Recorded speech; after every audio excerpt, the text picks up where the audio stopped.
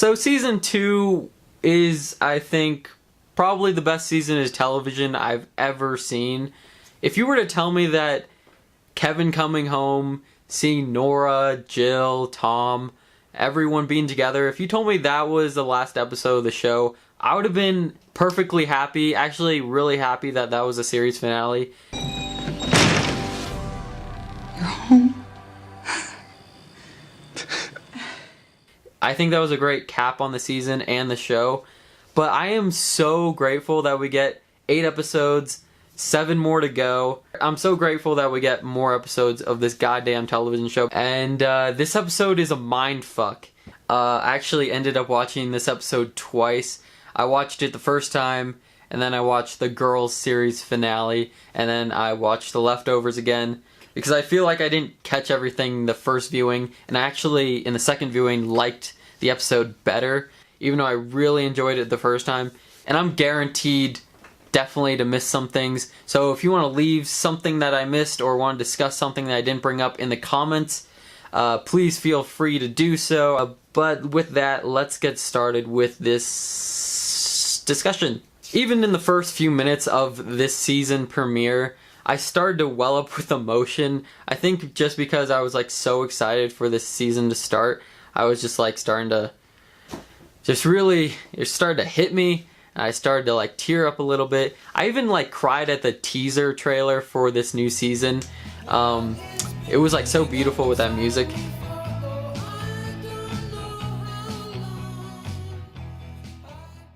So this episode opens up and we're taken back to the 1800s, and we follow a family in a small town where birds come to their town, and I guess they bring a message, and the priest reads it, and it tells them when the world is going to end, and it gives them a certain date. So that priest puts that date, he brings it up in church, and after they settle on the date, the families at night go on top of their houses and wait for, I guess, God.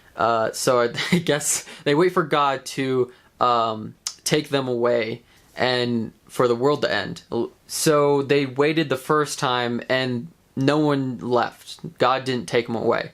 And they got a new date. Another bird brought another message with a new date on when God was coming. And so this kept on happening, and just God wouldn't show up. They'd be on top of their houses waiting. We follow the wife of this family. She's not giving up. She's not giving up hope. She goes up on the house, and we see this amazing shot when she's in a thunderstorm. Just this beautiful shot. And she's just up there alone, waiting to depart, and it just doesn't happen. This was like the one thing I was really not confused about, but I was just like, okay, I wonder how this is a metaphor for something, or how this connects to what's happening in the present.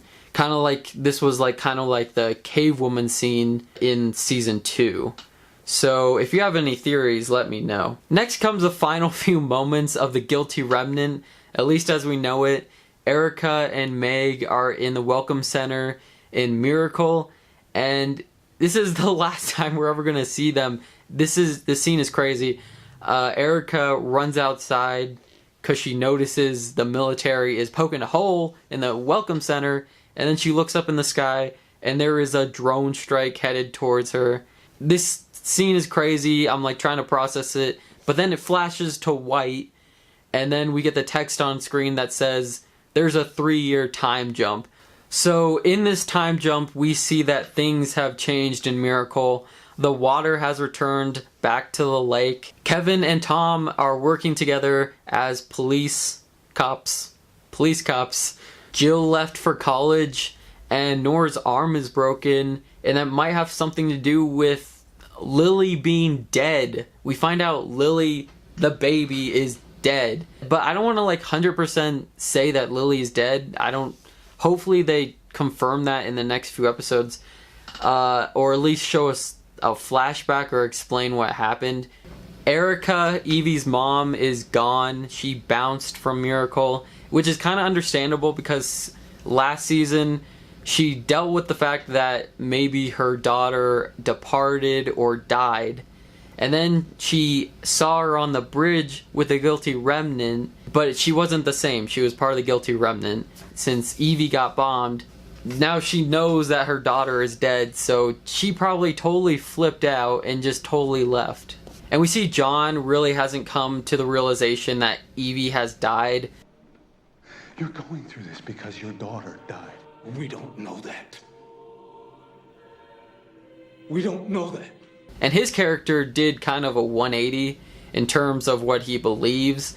And we see Matt having a huge following at his church, especially since he has Mary by his side after she woke up from the coma, and she had Noah, which she wasn't supposed to be able to get pregnant. And it was foreshadowed that Noah would be a boy last season in International Assassin, which is kind of cool.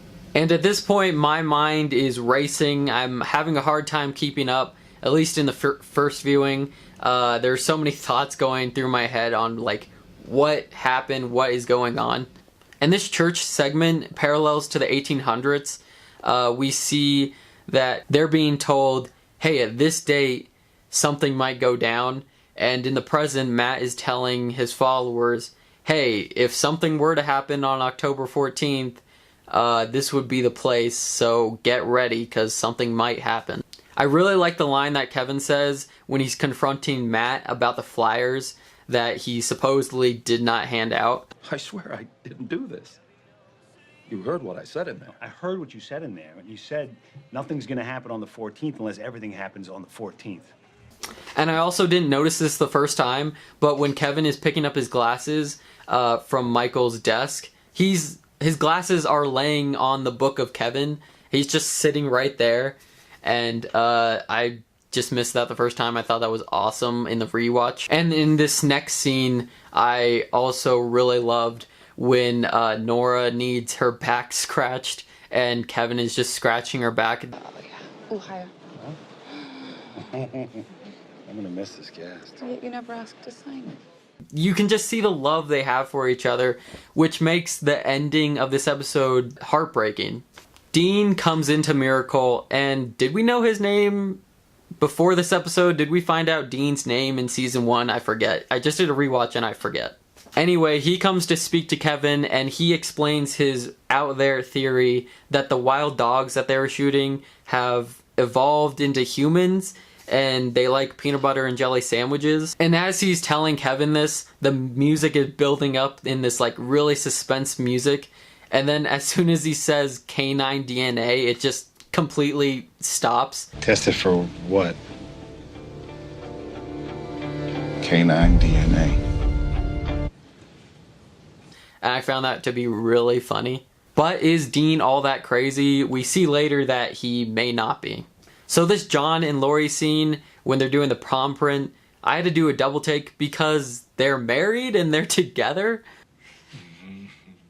And I don't know how to feel about them doing the palm print readings because they are on one side helping people and John is shredding the money. But there was someone who could do palm readings for real, who was the real deal.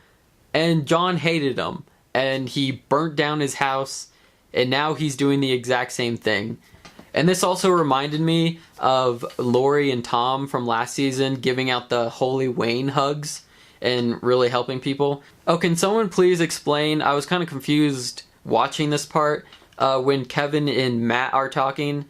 I kind of was confused by it. I didn't really know what to take from it or what the meaning was. So if someone can please explain, that'd be great. Oh, divine intervention.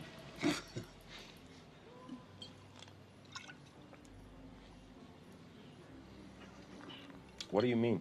You know, like karma, kismet, whatever. Moving on, it was really hard watching Kevin try to kill himself or try to suffocate himself enough to get like a reaction out of himself. I don't know. It was, does he want to go back to the hotel? And again, I thought he might try to kill himself when he jumped into that lake. I was like kind of freaking out. But he was just testing to see if the water was, in fact, poisoned, which it wasn't. But what is he doing? It just brings up so many questions. And when you see Tommy and Kevin driving back from the lake, Dean pops out and starts shooting at Kevin. I guess Laurie was right. You never tell someone who is experiencing a delusion of that magnitude that they are delusional. How much story can they cram into this episode? It's not like other shows on television, like The Walking Dead, for instance, where there's an hour episode and nothing happens, and characters have pointless conversations. Anyway, after Tommy shoots Dean in the head, we see a dog come up and take the peanut butter and jelly sandwich from Dean's dead body. So, was Dean really that crazy? I don't know.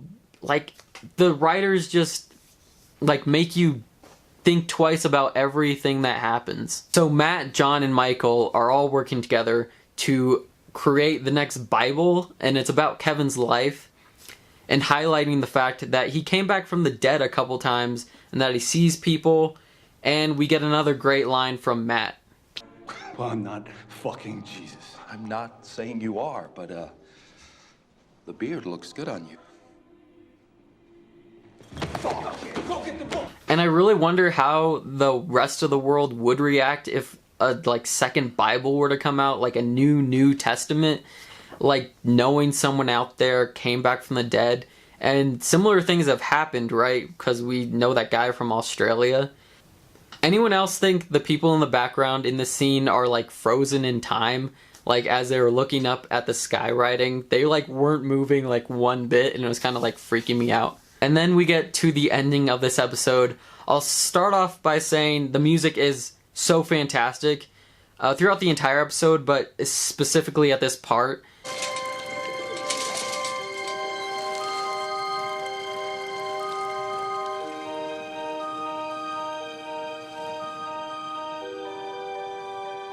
We see a woman wearing a hat, and it turns out to be Nora. She looks to be about like in her 50s, I would say. I'm not really good with ages.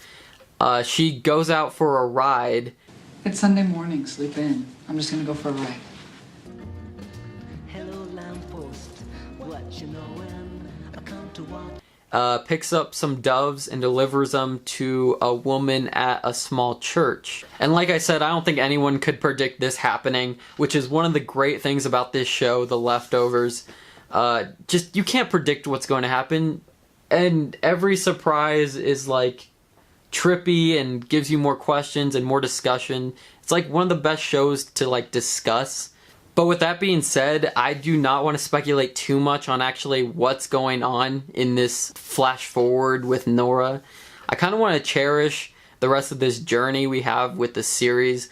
I don't want to like theorize too much and know everything that might happen, even though I don't think anyone could really predict on what's going to happen. Why did Nora leave Kevin? And why does she seemingly not want to have anything to do with him? I have no clue. What do you think? If this was the beginning of the season, I have no idea what they have planned for the rest of it. I think the writers know what they're doing, and this season is going to turn out to be one of the best, maybe even surpassing season 2. That's a hard feat to like put upon them, or a hard like request, but I think they can do it, especially with the promise of this first episode. The first viewing, I kind of had to like let everything, like all my thoughts settle because there's so much happening. But that second viewing like really put things into perspective. But anyway, thanks for watching. Hopefully this video wasn't 45 minutes long. It's going to be up there. It's going to be a long video. But what did you think? Did you like it as much as I did? And I will talk to you folks later. Bye.